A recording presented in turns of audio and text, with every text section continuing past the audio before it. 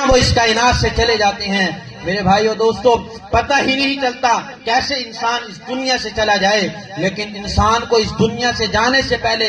اپنے نفس کا محاسبہ کرنا چاہیے کہ میں نے کیا کھویا ہے اور کیا پایا ہے۔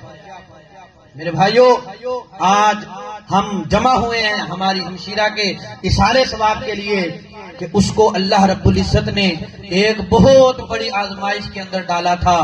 لیکن اس نے بھی صبر کیا اور اس کے گھر والوں نے، اس کے خاندان والوں نے بھی صبر کیا، اور اس کا اجر اللہ رب العزت اس کو کیا دیں گے؟ حضور علیہ السلام فرماتے ہیں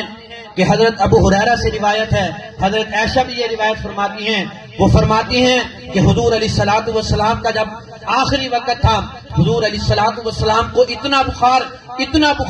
کہ حضور علیہ السلام کے جسد مبارک پر جو کپڑے ڈالے ہوئے تھے ان کپڑوں پر ہاتھ لگاتے تھے تو جسم کی گرمی محسوس ہوتی تھی، اتنا تیز بخار۔ حضرت عائشہ فرماتی ہیں اللہ کے نبی کو فرمایا کہ آپ کو اتنا بخار، اتنی تکلیف؟ تو حضور نے فرمایا کہ عام بندے کو ایک بخار ہوتا ہے لیکن مجھے 2 بندوں جتنا بخار ہوتا ہے۔ پھر فرمایا کہ یہ نزاع کی تکلیف اتنی ہے کہ فرمایا جو بندہ اس کے اوپر صبر کر جائے اللہ رب العزت اس کے سابقہ گناہوں کو مٹا دیتے ہیں۔ کہ اس نے 2 ماہ 10 دن کی ایک جد و جہد اس نے کاٹی، مشقت اس نے اٹھائی، لیکن اس مشقت کے اندر اس نے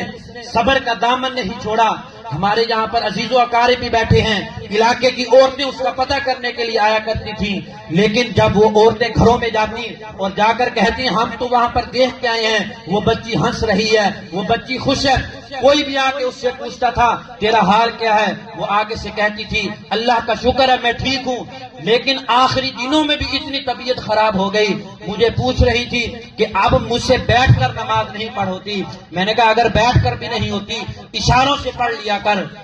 لیکن اتنی تکلیف کہ حضور علیہ السلام فرماتے ہیں کہ جو بندہ اللہ رب العزت کا محبوب ہوتا ہے اللہ رب العزت اس کو جنت کے اندر ایک مقام عطا کرنے والے ہوتے ہیں۔ یہ مسند امام اعظم کی روایت ہے، اس کے اندر پورا باب انہوں نے باندھا ہے اس کے اوپر کہ ایک بندہ اللہ کا محبوب ہوتا ہے، اللہ رب العزت اس کو جنت میں اللہ نے ان کو مقام عطا کرنا ہوتا ہے، لیکن اس کے اعمال کے اندر کوئی کمی رہ جاتی ہے جس کی وجہ سے وہ اس مقام اور مرتبے تک پہنچنے والا نہیں ہوتا۔ اللہ رب العزت پھر اس کو بیماری کے ذریعے، کسی مصیبت کے ذریعے اللہ رب العزت اس کو آزماتے ہیں، پھر اللہ رب العزت اس مصیبت اور اس آزمائش کی وجہ سے اللہ رب العزت اس کو اس مقام اور مرتبے تک پہنچاتے ہیں۔